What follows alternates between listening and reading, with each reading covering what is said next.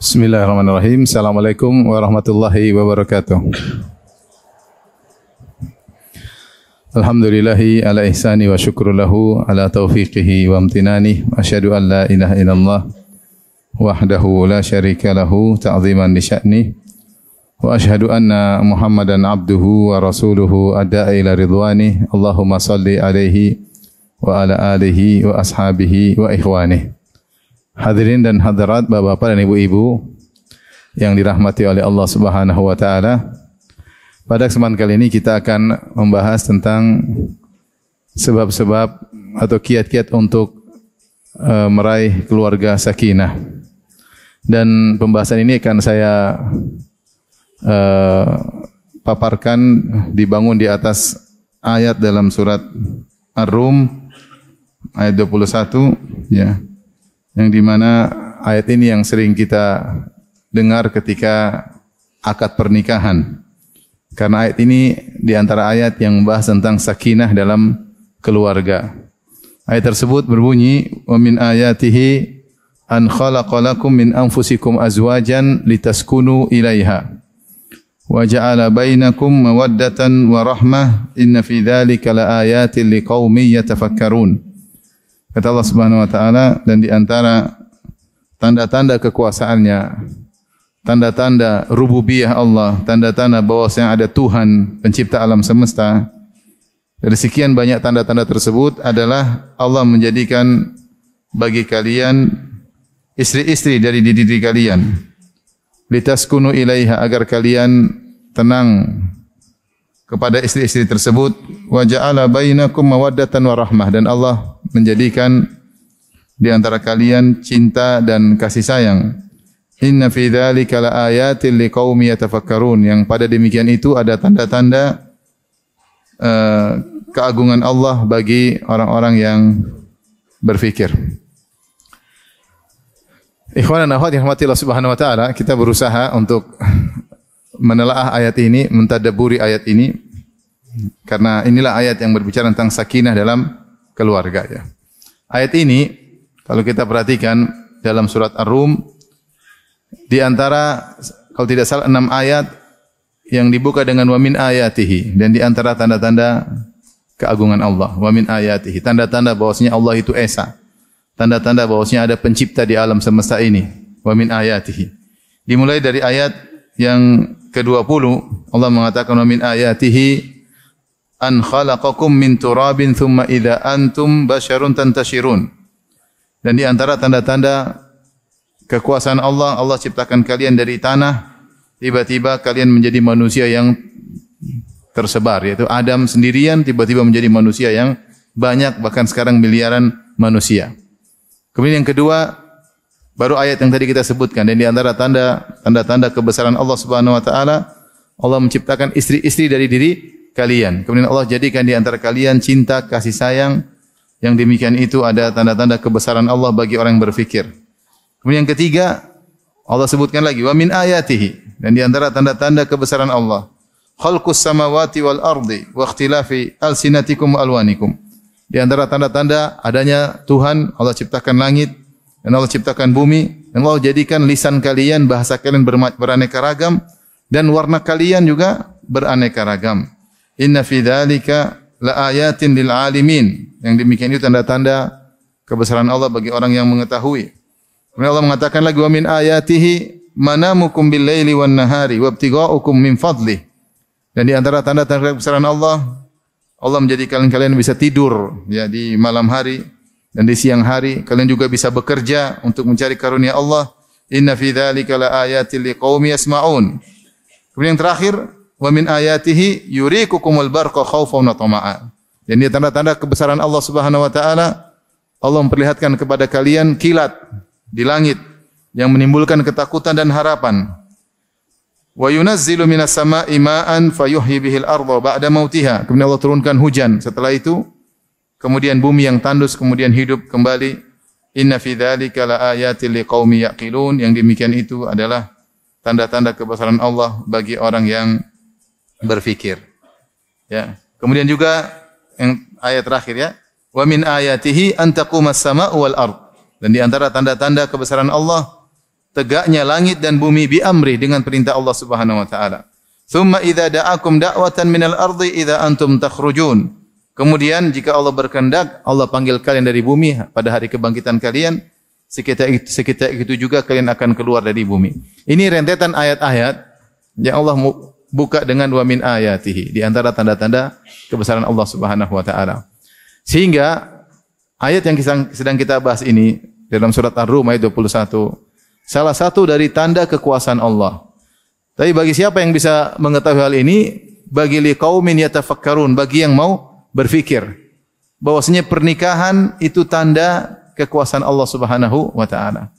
Bagaimana seorang laki bisa suka kepada seorang wanita? Siapa yang memasangkan dalam dirinya file hasrat kepada lawan jenis kecuali Allah Subhanahu wa taala. Allah yang pasang file tersebut sehingga menunjukkan ada Tuhan yang menciptakan kita.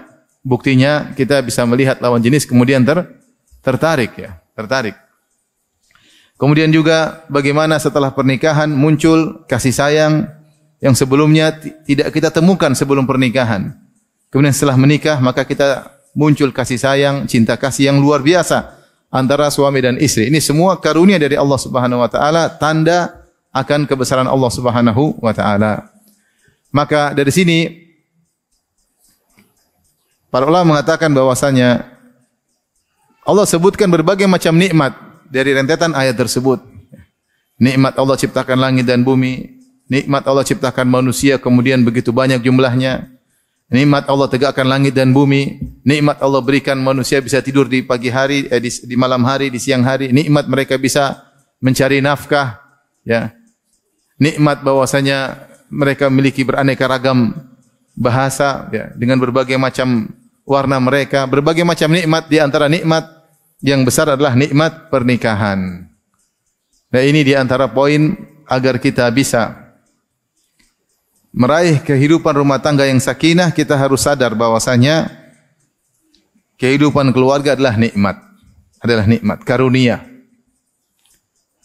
Namun karena begitu lama kita menjalani kehidupan rumah tangga, terkadang kita lupa bahwasanya itu nikmat dari Allah Subhanahu wa taala.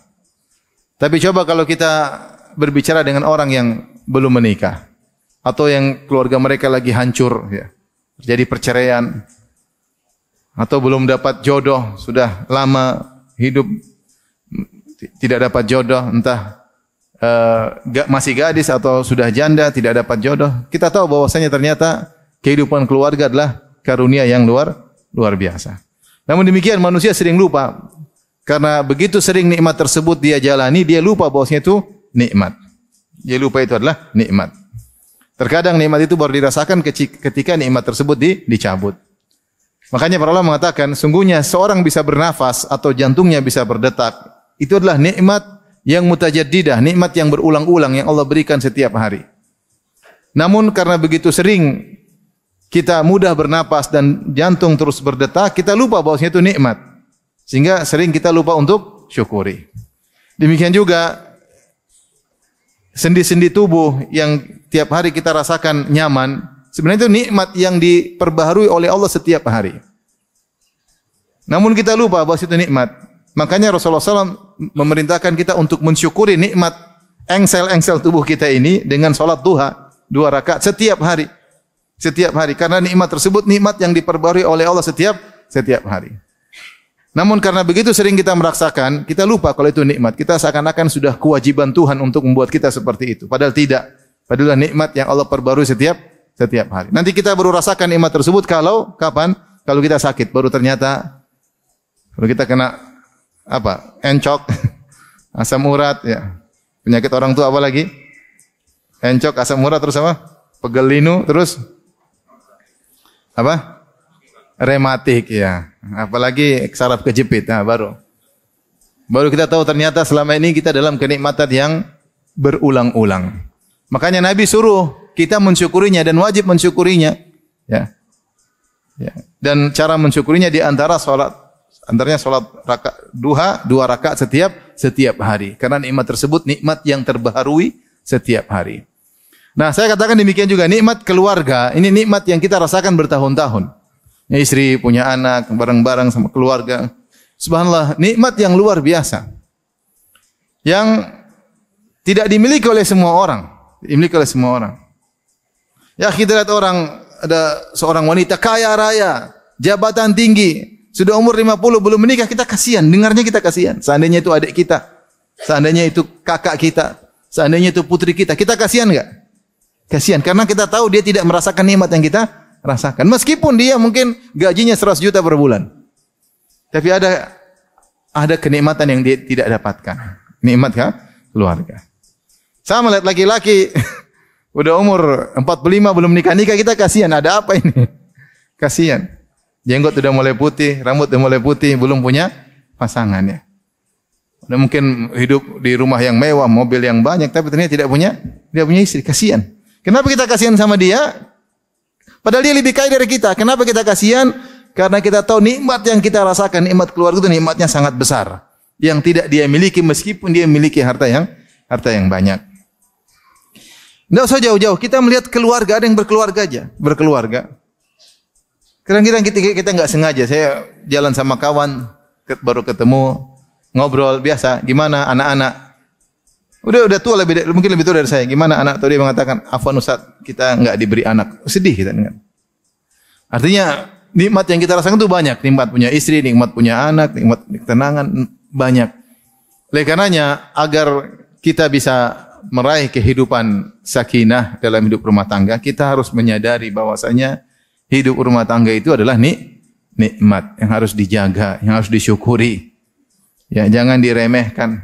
Jangan diremehkan. Kita bisa condong sama istri, istri bisa condong kepada kita, tempat curhat, tempat berbagi rasa. Ini nikmat yang luar biasa dari Allah Subhanahu wa taala. Makanya Allah mengatakan, "Wa min ayatihi", di antara tanda-tanda kekuasaan Allah, di antara tanda-tanda Allah adalah Rabb, ya, rububiyah Allah, di antara tanda-tanda wahdaniyah Allah, bahwasanya Allah Maha Esa. Allah menjadikan ya dari diri kalian istri-istri kalian. Taib, ini faedah yang pertama. Faedah berikutnya ya disebutkan oleh Tahir bin Ashur dalam tafsirnya. Allah menyebutkan ayat ini dalam rangkaian tadi kita sebut 6 ayat, wa min ayatihi, dan itu terkait dengan tatanan alam semesta. Wa min ayatihi, ya. Allah menciptakan langit dan bumi. Di antara ayat-ayatnya Allah menciptakan Adam, kemudian tiba-tiba manusia banyak. Di antara tanda-tanda kekuasaan Allah, Allah tegakkan langit dan bumi. Di antara tanda-tanda kekuasaan Allah, kalian bisa istirahat, bisa tidur di malam hari, bisa tidur di siang hari, bisa mencari nafkah. Di antara tanda-tanda Allah membuat kalian bisa saling berkomunikasi, bahkan berbagai macam bahasa. Di antara tanda-tanda Allah membuat kalian bervariasi, tidak satu model saja, berbagai macam warna. Ya. Di antara tanda-tanda Allah berikan, tampakkan kepada kalian petir, kilat, ya. Dan juga Allah turunkan hujan sehingga kemudian bumi yang tadinya tandus bisa tumbuh kembali. Di antara tanda-tanda adalah Allah menciptakan keluarga. Kata Tariq bin Ashur rahimahullah, berarti namanya keluarga itu adalah salah satu dari tatanan alam semesta. Dari tatanan alam semesta. Karena alam semesta ini diisi oleh manusia. Manusia itu perlu ditata, dan tatanan paling sederhana adalah keluarga. Seandainya tatanan kecil ini tidak berjalan, maka rusaklah kehidupan manusia. Bayangkan tidak ada pernikahan, maka tidak ada anak keturunan, maka manusia akan selesai. Kemudian kalau tidak ada pernikahan, maka kemudian berbagai macam penyakit sosial yang akan muncul. Oleh karenanya, selain rumah tangga adalah nikmat, dia adalah tatanan terkecil yang harus diperhatikan. Karena jika keluarga tidak jalan, maka sosial masyarakat juga tidak jalan. Ya. Tetapi kalau keluarga nyaman, maka masyarakat akan tumbuh dengan nyaman, dengan baik. Makanya di antara salah satu hikmah disebut oleh sebagian ulama, kenapa setelah menikah maka seorang wanita harus lebih taat kepada suaminya daripada kedua orang tuanya terkait dengan urusan rumah tangga, bukan secara mutlak ya. Tetapi kenapa setelah menikah seorang wanita harus lebih taat kepada suaminya daripada kedua orang tuanya kalau dia sudah menikah? Di antaranya untuk menjaga tatanan ini. Karena dalam menjalani keserasihan agar rumah tangga bisa serasi, bisa baik, bisa jalan dengan baik, maka harus ada yang ditaati dan yang mentaati. Yang ditaati itu kepala rumah tangga, dan yang mentaati adalah istri. Seandainya ketaatan ini tidak ada, rumah tangga akan kacau. Rumah tangga akan kacau. Maka begitu pentingnya taat kepada suami sampai dalam syariat dijelaskan bahwasanya taat kepada suami lebih utama daripada taat kepada kedua orang tua. Dan itulah sabda Nabi SAW ketika datang Mu'adz bin Jabal radhiyallahu anhu dari negeri Syam. Kemudian Mu'adz bin Jabal sujud kepada Nabi SAW. Maka Nabi tegur, kenapa kau melakukan? Ma hadza? Ada apa ini Mu'adz? Kenapa kau sujud kepadaku? Kata Mu'adz, aku melihat orang-orang di negeri Syam, mereka sujud kepada pendeta-pendeta mereka, kepada pembesar-besar mereka. Maka saya ingin sujud kepada anda sebagai bentuk penghormatan. Maka Nabi mengatakan, la taf'al, jangan kau lakukan. Kemudian kata Rasulullah SAW, ya, lau kuntu amiran ahadan an yasjuda li ghairillah la amartul mar'ata an tasjuda li zawjiha. Kalau aku boleh memerintahkan seorang untuk sujud kepada Allah, maka aku akan perintahkan seorang wanita sujud kepada suaminya. Dan sungguhnya seorang wanita tidak bakalan bisa menunaikan hak Rabbnya sampai dia menunaikan hak suaminya. Rasulullah sebutkan, seandainya boleh ada seorang sujud kepada orang lain, Nabi tidak mengatakan saya akan menyuruh seorang sujud kepada ibunya, seorang sujud kepada bapaknya. Tidak, kepada seorang wanita kepada apa? Suaminya. Kenapa? Karena tadi kembali kepada tatanan ini paling penting. Tatanan dalam kehidupan manusia, tatanan terkecil adalah rumah tangga. Maka rumah tangga ini harus berjalan dengan baik. Pemerintah terkecil. Maka seorang wanita ketika sudah menikah, ketaatan kepada suaminya lebih utama daripada ketaatan kepada kedua orang tuanya. Maka ini perlu kita pikirkan. Allah sebutkan dalam rangkaian ayat-ayat tersebut untuk menunjukkan bahwasanya di antara tatanan alam semesta selain langit dan bumi dan macam-macamnya, di antaranya tatanan keluarga. Maka kita harus fokus bagaimana bisa membangun keluarga kita dengan baik. Dengan baik, di antaranya dengan penuh ketenangan agar kita bisa menghasilkan hasil yang baik dari pernikahan tersebut. Memiliki anak yang salehah dan kita juga bisa hidup tentram dan kita juga bisa meraih pahala yang banyak dengan berumah tangga. Ini di antara faedah kedua yang disebut oleh Tahir bin Ashur dalam tafsirnya At-Tahrir wa Tanwir. Tapi di antara faedah ayat ini Allah mengatakan min ayatihi an khalaqalakum min anfusikum azwaja. Sebenarnya Allah mengatakan an khalaqalakum min anfusikum azwaja. Allah ciptakan bagi kalian istri-istri kalian dari diri kalian. Ada yang mengatakan maksudnya adalah dari jenis kalian. Artinya ini secara hukum fikih yang disahkan dalam syariat hanyalah pernikahan manusia dengan manusia. Adapun pernikahan manusia dengan jin tidak boleh. Tidak boleh. Ya, karena ada pembahasan tentang masalah ini. Ada yang mengatakan boleh menikah dengan jin. Apakah manusia bisa berhubungan biologis dengan jin? Jawabannya bisa. Oleh karenanya di antara isyarat Allah sebutkan di antara nikmat-nikmat surga Allah sebut tentang bidadari, ya. Kata Allah Subhanahu wa taala fihinna qasiratut tarfi lam yatumithunna insu qablahum wala insun qablahum wala jan. Bahwasanya di surga nanti ada bidadari-bidadari yang selalu menundukkan pandangan mereka, ya. Lam yatumithunna insun qablahum wala jan, yang tidak pernah disentuh oleh lelaki manapun dan tidak pernah disentuh oleh jin manapun. Menunjukkan bahwasanya jin dan manusia bisa melakukan hubungan. Oleh karenanya di antara sunnah kalau kita ingin berhubungan dengan keluarga, maka kita berdoa agar kita dijauhkan dari godaan syaitan. Karena syaitan bisa ikut-ikutan dalam berhubungan. Di antara tafsir juga wasyarikum fil aulad, ya. Bahwasanya mereka ikut serta dalam urusan anak, yaitu mengganggu ketika seorang sedang berhubungan dengan istrinya, maka syaitan menggoda. Makanya apakah manusia bisa menikah dengan jin? Bisa memiliki hubungan biologis? Mungkin bisa, tetapi kalau nikah resmi tidak boleh. Nikah resmi tidak boleh dan hukumnya haram. Hukumnya haram karena di antara tanda-tanda kebesaran Allah, Allah mengatakan an khalaqalakum min anfusikum azwaja. Kami ciptakan bagi kalian dari diri kalian, bukan dari jenis makhluk yang lain. Maka yang boleh pernikahan syar'i hanyalah manusia dengan manusia. Adapun dengan jin tidak boleh. Tapi enggak usahlah cari istri dari jin, ya. Istri dari manusia masih banyak. Kalau ada jin melamar jangan dihiraukan ya. Oleh karenanya sebagian wanita dimasukin oleh jin. Kenapa? Jinnya jatuh cinta. Saya dapat kasus seperti itu. Ya, pernah kita ngeruqyah atau ada kawan yang ngeruqyah wanita kemasukan jin. Kenapa? Karena dimasuki oleh jin lelaki yang sangat mencintai wanita ini.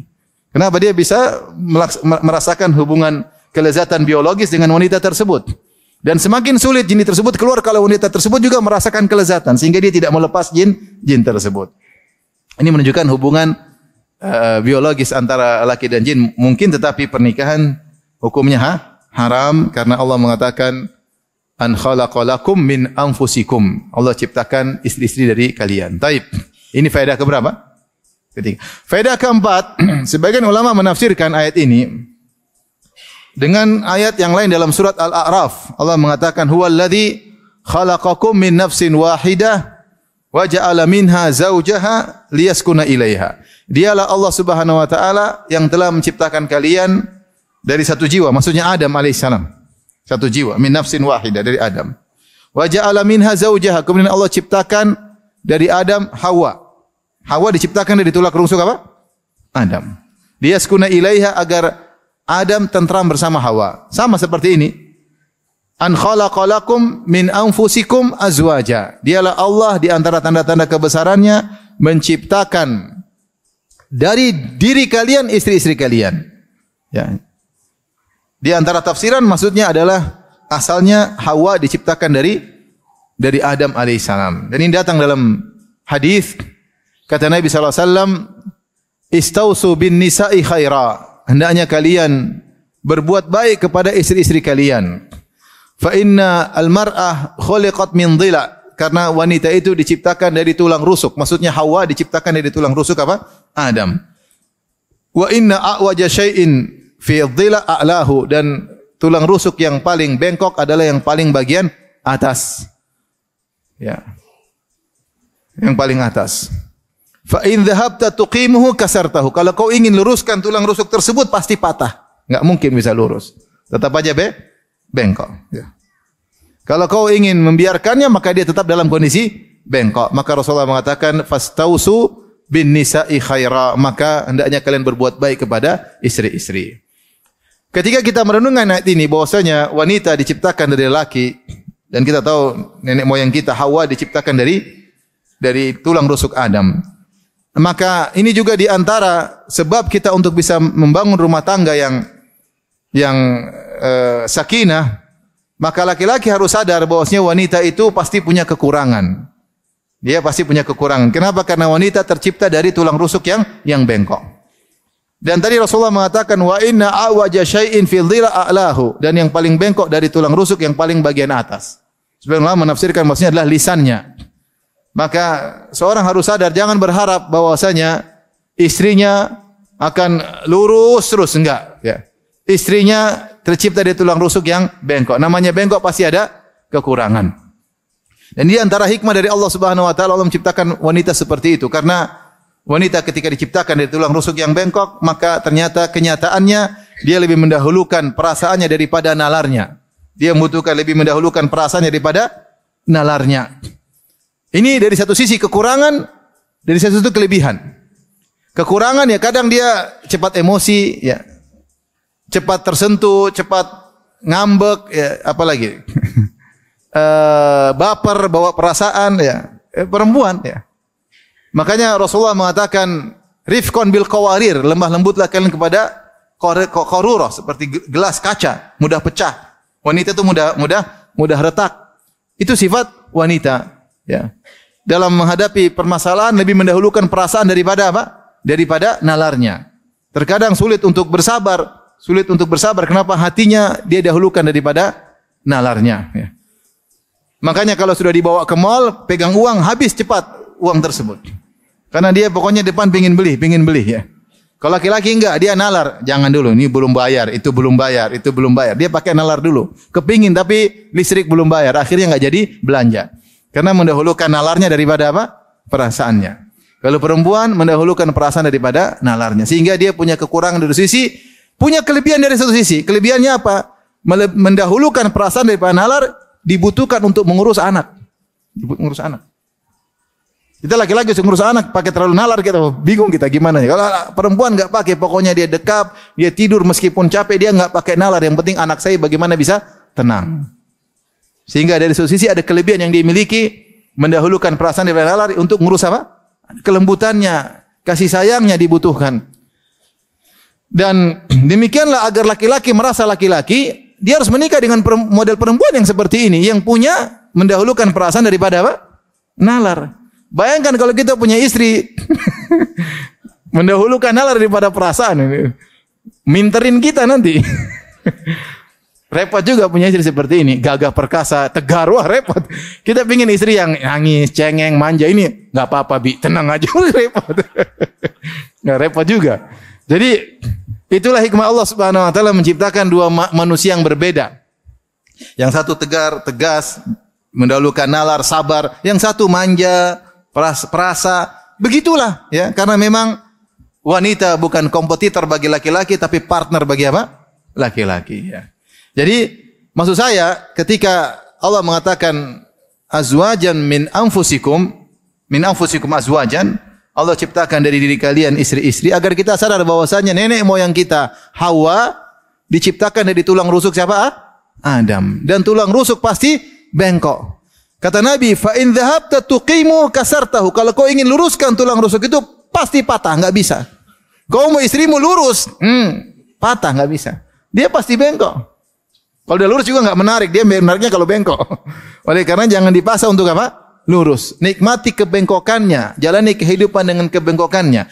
Ketika Nabi menyatakan wanita bengkok bukan untuk merendahkan wanita, tapi Nabi untuk menjelaskan kenyataan, dan Nabi SAW ingin para laki untuk memberi uzur. Makanya Rasulullah SAW buka hadisnya dengan berkata, Istausu bin nisa'i khaira. Hendaknya kalian berbuat baik kepada para wanita. Kenapa berbuat baik kepada para wanita? Karena wanita itu diciptakan dari tulang rusuk yang bengkok. Maka tunggulah kesalahan-kesalahannya. Tunggulah kebengkokan-kebengkokannya. Kau enggak bakalan hidup tanpa kebengkokan apa? Wanita. Sabar. Sabar. Rasulullah buka hadisnya dengan berkata demikian, dan Rasulullah SAW tutup hadisnya pun demikian. Fastausu bin nisa'i khaira. Maka adanya kalian berbuat baik kepada para wanita. Adapun sabda Nabi, Istausu bin nisa'i khaira. Hendaknya kalian berbuat baik kepada wanita. Maka ada beberapa pendapat di kalangan para ulama apa makna dari hadis ini. Ada yang mengatakan fastausu bin nisa'i khaira, yaitu perhatian Nabi seakan-akan Nabi beri wasiat kepada para laki. Wahai seakan-akan Nabi berkata, wahai para lelaki, wahai para suami, aku wasiatkan kalian untuk berbuat baik kepada istri-istri. Wasiat itu adalah perintah yang diperhatikan. Ya, seperti orang mau meninggal kemudian kasih apa? Wasiat. Berarti perintah yang harus diperhatikan.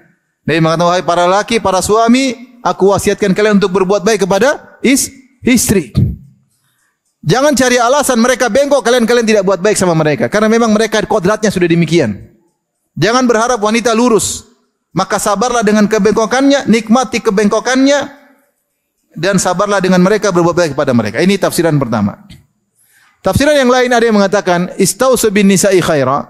Istausu itu saling mewasiatkan. Seakan-akan Nabi berkata, wahai para suami, kalian harus saling mengingatkan satu dengan yang lainnya. Kalau ketemu kawan, gimana istrimu? Gimana? Sudah kau baikin enggak? Sudah kau maafin enggak? Kenapa? Karena berbuat baik kepada istri perkara yang sering terlupakan. Perkara yang sering terlupakan. Apalagi kalau kita baca tentang sejarah jahiliyah dahulu. Bagaimana wanita dalam tatanan Arab jahiliyah tidak ada nilainya. Tidak ada nilainya. Ya. Tidak ada nilainya sama sekali. Maka Rasulullah datangkan banyak hadis penekanan tentang pentingnya berbuat baik kepada istri dan bersabar dengan mereka. Sehingga Rasulullah datangkan dengan sabdanya, Istausu bin nisa'i khairan. Maknanya kalau kita artikan dalam sebagian tafsir para syurahul hadis, para ulama, maknanya hendaknya para laki saling mengingatkan. Jadi kalau ketemu kawan, kita ingatin, gimana istrimu? Sudah dibeliin emas belum? Mana istrimu ini? Liburan sudah jalan-jalan belum? Istri? Enggak, saya suruh ngaji doang, suruh ngaji di kamar. Enggak. Kita suruh berbuat baik sama keluarga. Karena sering terlupakan, maka harus saling mengingatkan. Harus saling mengingatkan. Maka ini nasihat kepada para laki untuk ingat bahwasanya wanita terciptakan dari tulang rusuk yang bengkok, maka hendaknya bersabar dalam berbuat baik kepada wanita. Sekaligus peringatan kepada para wanita bahwasanya para wanita memang bengkok, maka jangan sok lurus. Jadi kalau diskusi sama suami, ya ngerti ya memang saya ada kekurangan. Ya memang kamu punya kekurangan karena kamu tercipta dari tulang rusuk yang bengkok. Jangan malah sebaliknya pingin jadi menguasai rumah tangga. Lupa dengan kodratnya bahwasanya dia punya kekurangan, tidak pantas menjadi pemimpin kepala rumah tangga karena dia tercipta dari tulang rusuk yang bengkok. Jangan sebaliknya, ingin menguasai apa? Laki-laki, ingin menguasai laki-laki. Makanya Allah berfirman, "Ar-rijalu qawwamuna 'alan nisa." Para laki adalah pemimpin para wanita. Kata Ibnu Abbas radhiyallahu anhuma, al-umara, para laki itu seperti amir-amir di rumahnya, pemimpin kepala rumah tangga. Maka saya katakan istri yang salehah adalah istri yang tahu diri kodratnya bahwasanya dia tercipta dari tulang rusuk yang bengkok sehingga dia menyerahkan kepemimpinan kepada suaminya. Menyerahkan kepemimpinan kepada suaminya. Kalau suaminya tidak jadi pemimpin, rumah tangga enggak jalan. Tadi saya sudah sebutkan. Para ulama mengatakan istri harus taat kepada suami lebih daripada taat kepada kedua orang tua. Supaya pemerintahan rumah tangga bisa berjalan. Pemerintahan kalau enggak ada yang ditaati, enggak ada yang mentaati, pemerintahan apa namanya? Enggak ada pemerintahan. Namanya pemerintahan itu harus ada yang berkuasa, ada yang dikuasai. Nah, pemerintahan terkecil adalah rumah tangga. Suami yang berkuasa, istri yang taat. Sehingga saya sampaikan, istri yang salehah adalah istri yang bisa membuat suaminya merasa diri sebagai pemimpin di rumah tangganya.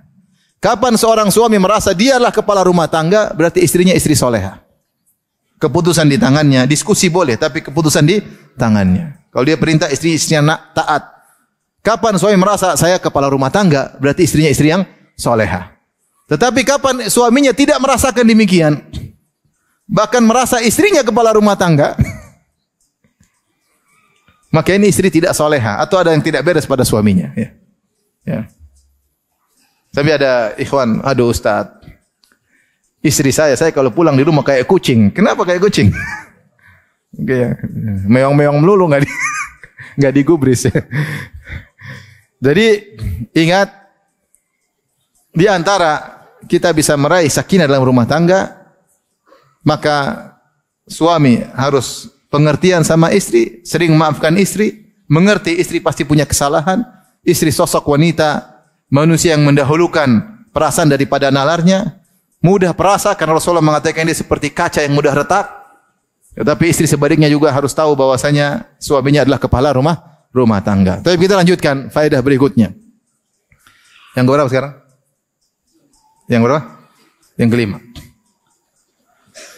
Allah Subhanahu wa taala berfirman, "Wa min ayatihi an khalaqa lakum min anfusikum azwajan litaskunu ilaiha." Ini yang penting. Allah ciptakan istri-istri bagi kalian litaskunu ilaiha, agar kalian tentram bersama istri-istri.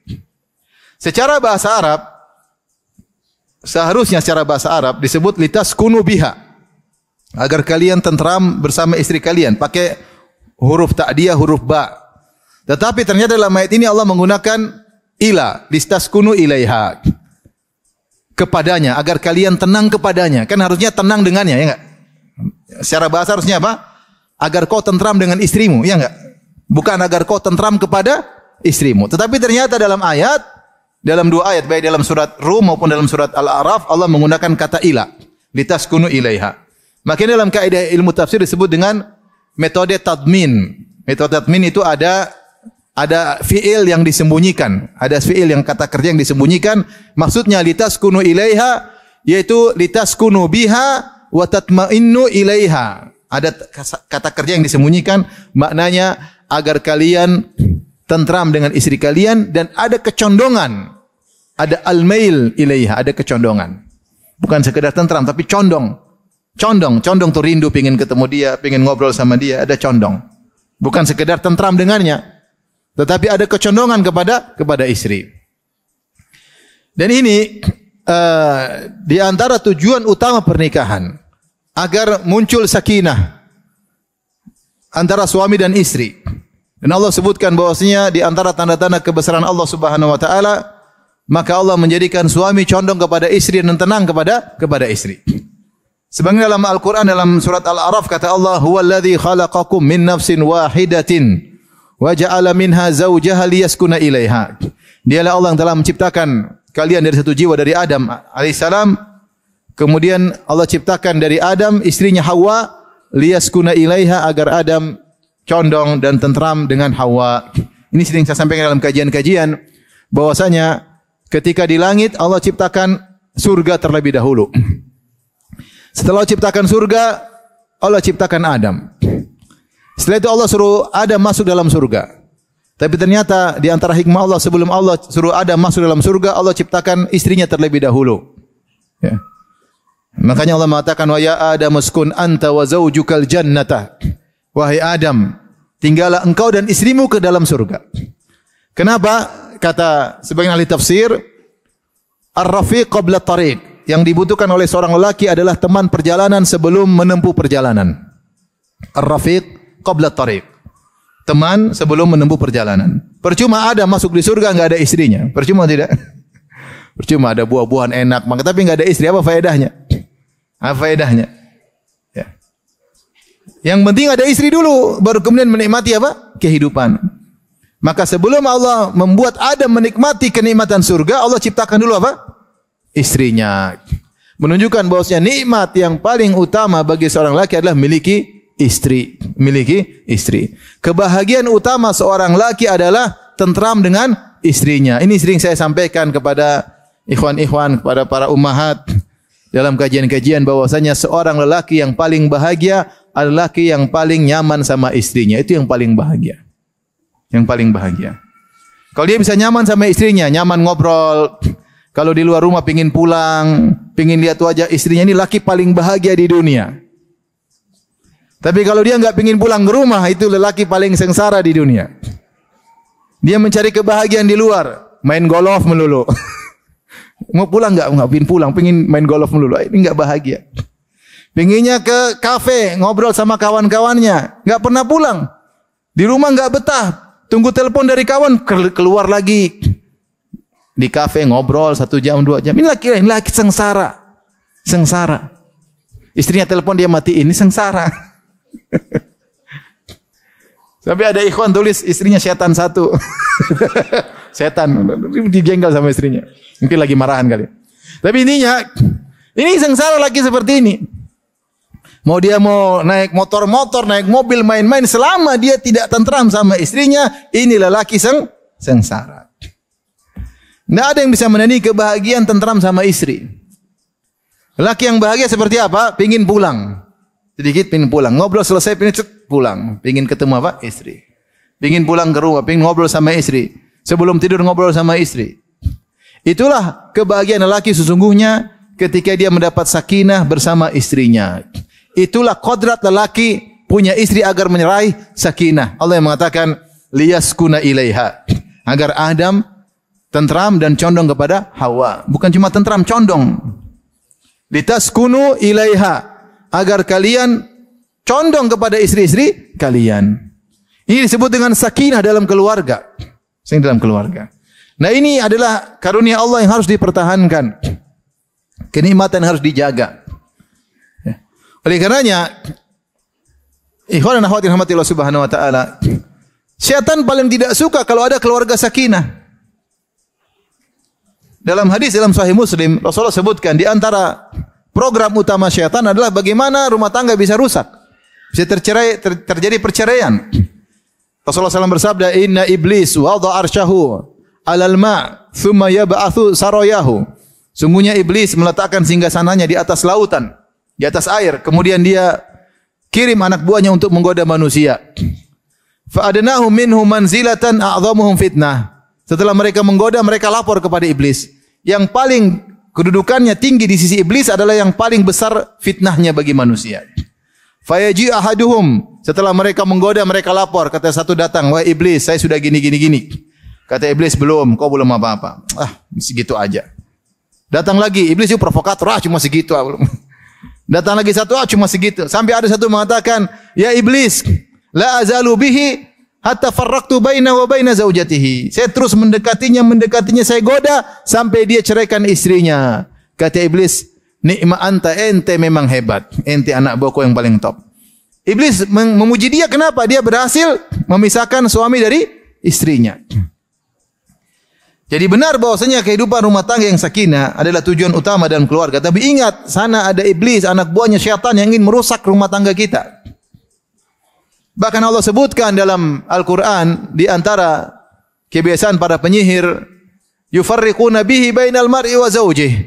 Di antara kegiatan para penyihir adalah memisahkan antara suami dan istri. Membuat istrinya lihat suaminya benci. Melihat suami lihat istrinya benci. Tiba-tiba ada kebencian. Kenapa? Ada sihir. Setan senang, penyihir senang kalau terjadi kerusakan dalam rumah tangga. Maka hubungan yang paling kuat, benar kita ada hubungan dengan orang tua, dengan kakak, dengan adik, dengan kawan, tapi hubungan paling dekat suami istri. Suami istri memiliki hubungan yang paling kuat. Saking kuatnya sampai Allah berkata, "Hunna libasul lakum wa antum libasul lahun."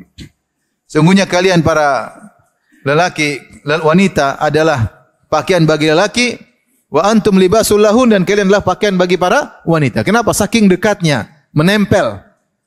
Hubungan kita sama orang tua benar kuat, tapi tidak seperti hubungan dengan istri. Rahasia kita, kebaikan kita, aib kita, istri semua tahu. Oleh karenanya hubungan ini perlu dijaga, karena di balik hubungan ini maka banyak maslahat yang tadi sudah kita sebutkan. Tatanan masyarakat dimulai dengan tatanan terkecil, tatanan suami istri, tatanan rumah tangga. Jika tatanan ini berjalan dengan baik, maka banyak kemaslahatan yang bisa diraih. Banyak kemaslahatan yang bisa diraih. Ini ikhwan dan akhwat yang dirahmati Allah Subhanahu wa taala, beberapa faedah yang bisa saya ambil dari ayat surat Ar-Rum ayat 21 tadi sebagai pondasi dasar untuk kita berbicara bagaimana kita bisa membangun rumah tangga yang sakinah. Taib. Beberapa kiat yang mungkin perlu kita perhatikan agar kita bisa membangun rumah tangga yang sakinah. Sebelumnya saya ingin tahu bapak-bapak yang berumah tangga, coba angkat tangan. Dibalik. Yang jomblo. Yang jomblo coba angkat tangan. 1, 4 ya. Menderita jomblo kan? Menderita jomblo ya. Makanya di surga enggak ada yang jomblo kan? Laisa fil jannati a'zab. Kata Nabi, di surga tidak ada yang apa? Jomblo. Karena di surga harus nikmat. Jomblo bukan kenikmatan ya. Alhamdulillah kebanyakan kita sudah berumah tangga ya. Yang sudah bahagia banyak bersyukur kepada Allah Subhanahu wa taala. La in syakartum la azidannakum. Kalau kalian bersyukur aku akan tambah, maka akan semakin diberi kebahagiaan. Yang belum bahagia segera perbaiki diri. Hidup rumah tangga bukan sebentar, bukan sepekan, 2 pekan. Hidup rumah tangga sampai bertahun-tahun, bertahun-tahun. Ya. Oleh karenanya, ya, perjalanan hidup yang lama ini jangan sampai kita isi dengan penderitaan. Kita usahakan agar kita bisa bahagia. Karena orang kalau rumah tangganya tenang, ya, dia bisa banyak produktivitas. Ya. Dia bisa, kalau dia dai dia bisa berdakwah dengan tenang. Kalau dia penulis dia bisa dengan tenang. Kalau bisa kerja dengan baik. Ya. Ya. Tapi kalau rumah tangganya kacau, dia akan terganggu. Bahkan bisa jadi ibadah dia juga terganggu. Tentunya ada orang diuji dengan rumah tangga yang goyang. Ya. Ujian hidup, dia sudah berusaha, sudah maksimal, sudah bertakwa, tapi diuji, itu ujian, mau diapain lagi? Ya. Seperti disebutkan salah seorang ulama terkenal, diuji istrinya yang tidak salehah. Ya. Maka ketika ditanya, kenapa engkau sabar? Dia mengatakan, Allah telah berikan ujian kepadaku dengan ujian ini. Ya. Belum tentu aku kuat jika diganti dengan ujian yang lain. Kuat. Ada yang mengatakan, saya diuji dengan ujian ini, tiap hari dosa-dosa saya terkurangi. Namanya saya penuh dengan dosa. Diomelin istri tiap hari, mengurangi apa? Mengurangi dosa. Jangan berharap diomelin tiap hari. Tapi kalau ternyata, ini saya bilang ujian, ternyata kita sudah berusaha maksimal, ternyata rumah tangga tidak bisa berjalan dengan tenang, maka itu adalah apa? Ujian. Tapi kita tidak berharap demikian. Kita berharap rumah tangga yang nyaman, yang tenteram. Ya. Taib. Maka saya katakan yang sudah bahagia banyak-banyak bersyukur agar ditambah kebahagiaannya oleh Allah Subhanahu wa taala. Yang belum bahagia tidak ada kata terlambat. Perbaiki. Perbaiki. Tapi di antara kiat-kiat agar seorang bisa sakinah dan hidup tentram, berbahagia, bahwasanya jadikanlah kehidupan rumah tangga adalah sarana untuk ibadah. Ini penting, sarana untuk ibadah. Sehingga setiap kegiatan kita yang kita lakukan dalam rumah tangga adalah bernilai ibadah. Saya cari pahala dengan berumah tangga. Karena hidup rumah tangga adalah beribadah kepada Allah. Tidak seperti persangkaan sebagian orang yang menyangka bahwasanya namanya ibadah cuma salat, puasa, sedekah. Tidak. Bermuamalah juga ibadah. Dan di antara muamalah yang paling dituntut untuk diperbaiki muamalah dengan pasangan. Dalil akan hal ini terlalu banyak. Terlalu banyak. Seperti sabda Nabi SAW, "Man tazawwaja faqad istakmala nisfa dinihi, falyajtahid fi nisfil baqi." Siapa yang sudah menikah maka telah sempurna setengah agamanya. Telah sempurna setengah agamanya. Tinggal dia berusaha setengahnya lagi. Orang yang menikah setengah agamanya telah sempurna. Artinya dia menjalani kehidupan rumah tangganya dengan apa? Dengan ibadah. Ya. Karena dalam kehidupan rumah tangga banyak sekali pahala yang bisa kita dapatkan. Kemudian juga Rasulullah SAW bersabda, "Khairukum khairukum li ahlihi wa ana khairukum li ahli." Sebaik-baik kalian para lelaki di sisi Allah adalah yang terbaik bagi istrinya dan aku adalah suami yang terbaik. Maka seorang kalau ingin meraih keterbaikan di sisi Allah menjadi yang terbaik bagi istrinya. Menjadi yang terbaik bagi istrinya. Istrinya tahu ini suami yang terbaik. Kalau orang tanya sama istrinya, "Gimana suamimu?" "Suami saya Masya Allah, luar biasa. Orangnya penyabar, orangnya dermawan, orangnya tidak pemaaf, orangnya tidak pelit, Masya Allah." Sebaliknya ketika Rasulullah bertanya kepada seorang wanita, "Adzatu ba'lin anti?" "Kau punya suami?" Kata istrinya, "Iya ya Rasulullah." Kata Rasulullah, "Bagaimana engkau mensikapi suamimu?" Kata dia, "La alu bihi juhdan illa ma la astati'." Aku berusaha semaksimal mungkin untuk melayaninya wahai Rasulullah kecuali yang aku tidak mampu. Maka Rasulullah puji, kata Rasulullah sallam, "Unzuri aina anti minhu fa innahu jannatuki wa naruki." Lihatlah bagaimana kedudukanmu di hati suamimu, sungguhnya suami itu surgamu atau nerakamu. Jadi Rasulullah sebutkan, ingatkan kedua belah pihak. Kepada suami, kalau ingin jadi lelaki terbaik di sisi Allah, jadi suami yang terbaik. Kepada istri, kalau ingin jadi wanita terbaik di sisi Allah, jadilah wanita istri terbaik bagi suaminya. Maka ini harus kita hadirkan dalam diri kita.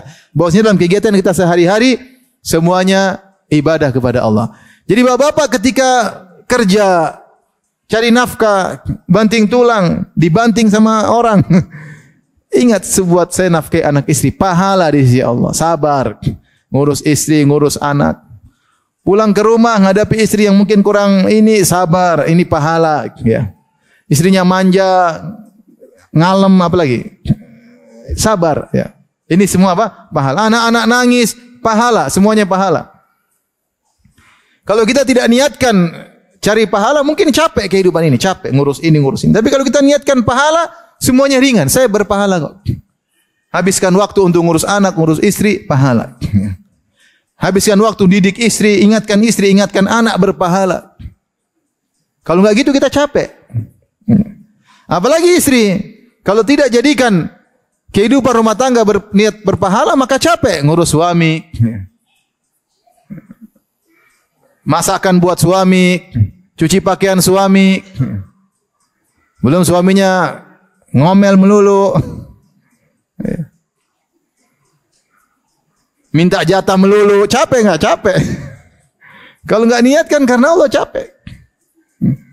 Belum suami bilang, "Kamu bantu dong ibu saya," suruh ngurus mertua lagi. Kalau bukan karena Allah susah. Maka ibu-ibu niatkan dalam hati bahwasanya semua kegiatan saya, mumpung ibu masih punya suami, nanti kalau enggak punya suami nangis. Mumpung masih punya suami, sarana untuk pahala besar. Niatkan semua kegiatan pelayanan kepada suami karena Allah Subhanahu wa taala. Ini agar hidup di rumah tangga kita sakinah. Sehingga kalau ada kekurangan kita sabar karena kita bersabar di jalan Allah Subhanahu wa taala. Karena berumah tangga adalah ibadah yang agung. Sampai saya sering sampaikan, para ulama berpendapat jika ada dua lelaki, yang satu menikah, yang satu tidak menikah. Yang satu tidak mau menikah supaya dia bisa rajin ibadah supaya bisa puasa sunnah, puasa Daud, bisa sholat malam yang banyak, bisa baca Quran yang banyak karena dia tahu kalau menikah banyak urusan. Kalau udah menikah, puasa Daud susah, puasa Senin Kemis susah, mau sholat malam susah, ya, baca Quran susah, ngurus anak, ngurus istri, cari nafkah, sehingga dia tahu kalau dia menikah ibadahnya berkurang. Ini yang satu. Dia tidak mau menikah supaya ibadahnya banyak. Yang satu menikah, si A tadi tidak mau menikah supaya ibadahnya banyak. Si B menikah dan ibadahnya otomatis berkurang. Mana yang lebih afdal di antara keduanya? Yang lebih afdal yang B. Makanya ketika ada seorang laki mengatakan sa'atazilun nisa, ada sahabat, 3 orang sahabat datang kepada istri Nabi bertanya tentang ibadah Nabi. Kemudian mereka punya kesimpulan, kita harus banyak ibadah. Di antara ada yang berkata, sa'atazilun nisa, saya tidak mau menikah. Saya ingin meninggalkan para wanita. Supaya apa? Supaya bisa fokus ibadah. Rasulullah tegur. Kata Rasulullah, aku yang paling bertakwa kepada Allah. Tetapi aku bahkan menikahi para wanita. Kenapa? Dalam pernikahan banyak pahala. Maka ikhwan-ikhwan dan para ummahat sekarang rubah cara berfikir. Saya sedang menjalani kehidupan apa? Rumah tangga, berarti saya sedang beribadah kepada Allah. Mulailah servis kepada pasangan dengan lebih baik. Bertutur kata yang baik karena ibadah. Gimana sayang? Pilih kata-kata yang baik karena itu apa? Ibadah. Kalau WA sama pasangan yang benar, jangan bikin yang marah-marah. Ya. Kalau sama WA sama teman yang bagus-bagus sama istri asal-asalan, jangan. Istri juga kalau WA sama teman, ngobrol sama teman, Masya Allah ketawa ketiwi. Waktu sama suami, kasar luar biasa. Kenapa? Tidak ada dalam hatinya bahwasanya ini ibadah. Tapi kalau kita tahu ini ibadah, kita sabar. Sabar. Pilih kata-kata, mencikapi dengan baik. Udah waktunya selesai kah? Udah banyak yang menangis.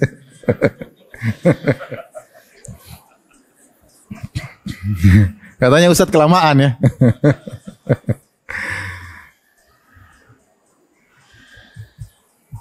Sudah ya? Sudah 1 jam kan ibu-ibu? Belum? Taib. Yang berikutnya, kelanjutan dari apa yang sudah kita sebutkan tadi. Perhatikan, meraih keterbaik di sisi Allah dengan menjadi yang terbaik bagi pasangan. Menjadi yang terbaik. Berarti dalam bermuamalah, kita bermuamalah kepada kawan, kepada bos, kepada anak buah, kepada handetolan. Maka ingat, muamalah terbaik kita adalah kepada pasangan kita. Saya kasih gambaran, saya sering sampaikan, kalau kita mudah memaafkan orang lain, maka istri kita lebih utama untuk kita maafkan. Kalau kita pandai membuat tertawa orang, kita candain, maka istri kita lebih utama untuk kita candain. Sisihkan waktu untuk kita candain dia. Kalau kita punya waktu ya untuk bisa bercengkrama dengan kawan, maka waktu dengan istri lebih utama. Karena pahalanya lebih besar, lebih besar. Karena ini konsekuensi dari sabda Nabi, khairukum li ahlihi. Sebaik-baik kalian yang terbaik bagi apa? Istrinya. Ini harus dihadirkan. Kalau kita enggak baik sama istri, baik kita enggak terbaik. Omong kosong kita bilang saya terbaik sisi Allah, ternyata sama istri enggak baik. Omong kosong. Istri ngomel sedikit kita bentak, kita marah-marah. Lagi mana? Coba kalau teman ngomel sedikit kita enggak marah. Kita mudah maafkan teman, istri lebih utama untuk kita maafkan. Lagi pula jasa teman kita tidak sebanyak jasa istri kita sama kita. Maka kita harus ingat akan hal ini. Kalau saya punya waktu bercengkrama sama kawan, pulang ke rumah ketemu istri, punya waktu dong untuk ngobrol sama istri sebelum tidur. Ya. Sehingga kita bisa mengukur diri, sudahkah saya yang terbaik bagi istri saya? Pikir. Sebagian ikhwan Masya Allah, terima kawan, ngobrol sama kawan, di kafe, ngobrol. Sama istri enggak betah. Baru ngobrol sebentar, Abi lagi sibuk. Subhanallah. Enggak betah. Mas saya mau enggak ada nanti besok aja. Subhanallah. Kalau temannya telepon, gimana akhi? Gimana? Apa yang saya bantu? Masya Allah. Sama temannya seperti itu. Sama istrinya enggak ada. Enggak ada waktu untuk senyum-senyum sama istrinya. Kalau jalan-jalan, tadabur alam, pergi ke laut, pergi ke sana, mancing di tengah laut, pergi kemana, sama istrinya enggak betah. Kalaupun ada dikasih waktu istri cuma sedikit. Sementara waktu buat teman-temannya terlalu banyak. Ya, ente jadi terbaik bagi istri ente, omong kosong. Terus ente mau jadi terbaik sisi Allah, omong kosong. Sudah Rasulullah sudah kasih barometer. Kalau ingin terbaik di sisi Allah, jadi terbaik bagi apa? Istri. Dan itu dipraktekkan benar oleh Nabi SAW. Oleh karenanya ikhwan, untuk menjaga sakinah rumah tangga kita, berusaha jadi terbaik bagi apa? Istri. Saya katakan tadi, kalau kita bisa ramah sama teman, istri lebih utama. Kalau kita bisa maafkan kawan, istri lebih utama. Kalau kita bisa beri hadiah sama kawan, istri lebih utama. Kalau kita berpikir untuk menyenangkan hati kawan, hati istri lebih utama. Kalau kita bisa berkorban harta dan waktu untuk kawan, istri lebih utama. Istri lebih utama. Sampai kita buktikan di hadapan Allah bahwasanya saya terhadap istri terbaik daripada yang lainnya. Maka jadilah kita terbaik di sisi Allah Subhanahu wa taala. Dan itulah bagaimana para sahabat terdahulu, istri-istri mereka kalau ditanya tentang suami mereka, mereka berkata, siapa yang lebih baik daripada suamiku? Siapa yang lebih baik daripada suamiku? Lihatlah Ummu Salamah radhiyallahu anha, ketika suaminya Abu Salamah meninggal, kemudian dia disunahkan untuk berdoa, wa khlufli khairan minha, ya Allah berilah ganti lebih baik, maka dia sulit untuk mengungkapkannya. Kenapa? Dia bergumam dalam hatinya, man khairun min Abi Salamah, siapa yang lebih baik daripada suamiku Abu Salamah? Dalam benak dia, lelaki terbaik adalah suaminya Abu Salamah. Namun dia harus ucapkan doa tersebut, ternyata Allah ganti dengan Nabi Muhammad SAW. Tetapi apa? Tetapi dia merasa suaminya yang terbaik. Lihatlah Ummu Darda Sugra, ketika Abu Darda meninggal dunia, sampai Muawiyah melamar dia. Muawiyah siapa? Kalau bukan gubernur Syam, khalifah kaum muslimin. Siapa yang tidak bangga janda dilamar gubernur? Kira-kira senang atau tidak? Senang. Kalau bukan gubernur, raja. Muawiyah ketika melamar Ummu Darda Sugra cuma dua kemungkinan. Kalau bukan dia adalah gubernur Syam, atau dia ada khalifah kaum muslimin ketika itu. Tapi apa kata Ummu Darda? La uridu li Abi Darda badilan. Saya tidak mau Allah mengganti Abu Darda. Saya ingin dengan Abu Darda di surga. Kalau kau enggak mau. Enggak mau menikah lagi. Supaya tidak diganti dengan lelaki lain. Kenapa? Saking cintanya kepada siapa? Abu Darda. Karena dia merasa Abu Darda suami yang terbaik. Ya. Lihatlah Nailah bintul Farafisah. Ketika suaminya Utsman meninggal dunia. Padahal jarak umur sangat jauh. Dia tidak mau menikah lagi. Dilamar. Dia tidak mau menikah. Dia ingin bersama Utsman bin Affan di mana? Di surga. Tidaklah mereka demikian kecuali mereka merasa suami mereka suami yang terbaik. Maka saya ingin kalau ibu-ibu ditanya, "Ukhti, gimana suami anti?" Masya Allah, best of the best. Jangan bilang suami anti gimana? Aduh, amit-amit Allah. Alhamdulillah Allah buat saya bisa bertahan. Makanya kadang saya sedih. Ya. Ingat ya, ini perlu. Jangan bilang kalau sudah belajar agama pasti belum tentu. Ada orang belajar agama tapi dia stressingnya bukan di situ. Stressingnya akidah, tapi dia stressing sama keluarga tidak baik. Ada seperti ada. Saya bukan ngomong kosong, ada. Ya. Istrinya tidak dia perhatikan, istrinya dipukul, istrinya dikata-katain kasar, diancam poligami melulu. Enggak. Jadi dia stressingnya salah, maksudnya salah, kurang. Akidah syirik, bid'ah sama keluarga enggak bisa. Dia jalankan sunnah pada keluarga. Bukankah terhadap keluarga ada sunnah-sunnah? Ada. Ya. Maka agar menjadi keluarga sakinah, berusaha kita menjadi kita buktikan di hadapan Allah, bukan di hadapan, bukan kita sama orang. Saya kalau sama istri saya, masya Allah, kita enggak perlu pengakuan dari orang lain. Kita perlu pengakuan di hadapan Allah Subhanahu wa taala. Jadi kita yang terbaik bagi istri kita, ikhlas karena Allah, bukan cari pujian. Nanti jalan-jalan sama istri, upload lagi jalan-jalan sama istri. Waktu ngomelin istri enggak di-upload. Jalan-jalan ke luar negeri sama istri, upload. Enggak usahlah, ente dengan Allah Subhanahu wa taala. Dan sebaliknya juga istri pun demikian. Jadikan suami adalah yang terbaik, ya. Ya, sabar. Kalau kita bisa bantu kawan, bantu suami lebih utama. Kalau lembut sama kawan, sama suami lebih utama. Sebagian wanita kalau telepon sama kawannya, "Ya ukhti," begitu sama suaminya kasar. Saya sering sampaikan lelucon ini. Jadi kalau sama tukang bakso, wanita lembut, "Mas, tambah dong kecapnya, Mas. Mas, Satu piring lagi mas. Kalau sama suaminya, mungkin suaminya berharap jadi tukang bakso biar di lembut sama istrinya. Tapi demikian saja kajian kita. Kurang lebihnya saya mohon maaf. Wabillahi taufiq wal hidayah. Assalamualaikum warahmatullahi wabarakatuh. Subhanakallah.